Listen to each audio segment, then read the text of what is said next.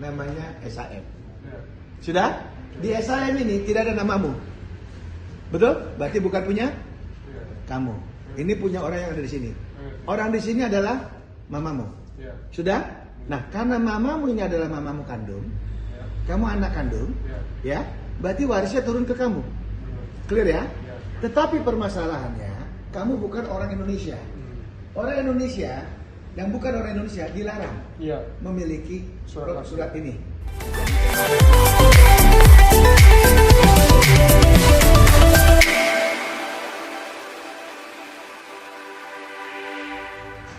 Salam. Halo, selamat siang. Saya Togas Tumorang kembali di Bincang Siang hari ini. Baru aja tadi selesai jumpa dengan beberapa klien terkait kepemilikan, yaitu sertifikat hak milik.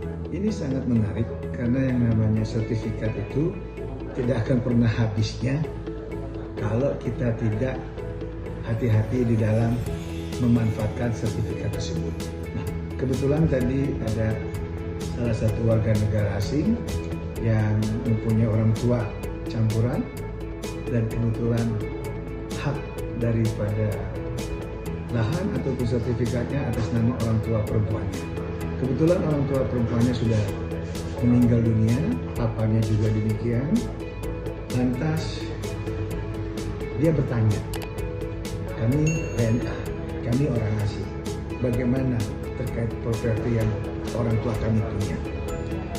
Tadi kita sudah jelaskan bahwa terkait orang asing yang memang mempunyai hak terkait daripada perolehan karena pewarisan ataupun karena wasiat, ini sudah ada aturan hukumnya, yaitu di Pasal 21 ayat 1 Undang-Undang Pokok Agraria.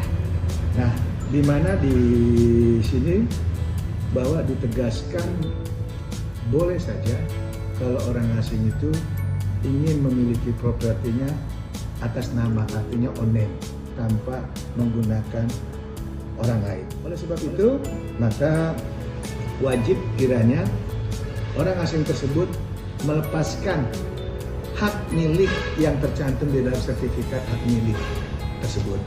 Nah, di mana nanti diatur jangka waktu itu, jangka waktu terkait kepropertiannya kepada hak milik tersebut.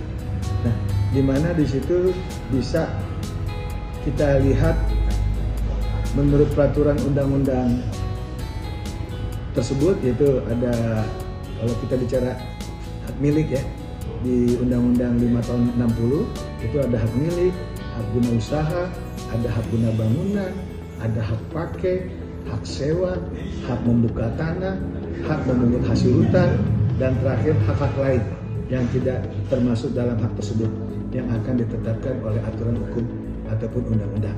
Nah, itu hak-hak individu yang memang ada di dalam Undang-Undang Nomor 5 tahun 1960. Terkait tadi tentang warga negara asing, kan sudah ada di Pasal 21 ayat 1-nya di Undang-Undang Pokok Agraria tersebut, di mana ketentuan tersebut bisa orang asing itu memiliki, tetapi haknya diturunin.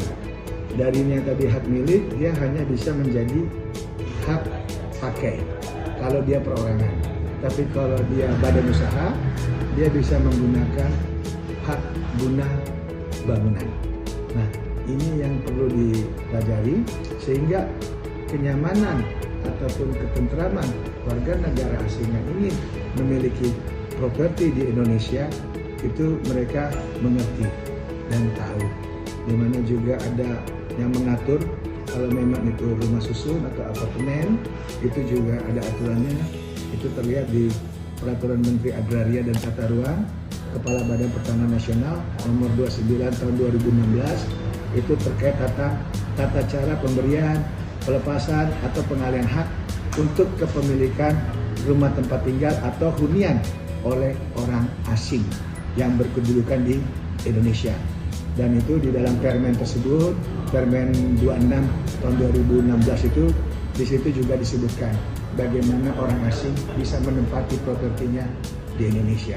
Itu bagian-bagian yang bisa kita share, dan selebihnya kalau memang ada kelanjutan atau ingin orang asing ingin diskusi atau konsultasi, silakan datang ke tempat kita, Toga Situmorang Law Firm itu siap membantu agar semuanya jelas, tidak ada konflik, tidak ada permasalahan hukum, sehingga orang asing pun bisa membeli properti, mendapatkan haknya tanpa melanggar hak atau tanpa menggunakan penyeludupan hukum. Yang biasanya banyak orang asing membeli properti menggunakan nama orang lokal. Nah, ini yang hati-hati, waspada. Apabila jadi temuan, maka ini akan jadi masalah. Itu yang saya sarankan sebagai seorang advokat. Jangan tergiur dengan kata-kata manis atau janji-janji. Pastikan yang benar aturan hukumnya dulu, sehingga memiliki properti Anda dengan nyaman, tentram, dan tidak tersangkut masalah hukum. Salam pintar dari Toga Situmorang kesempatan ini.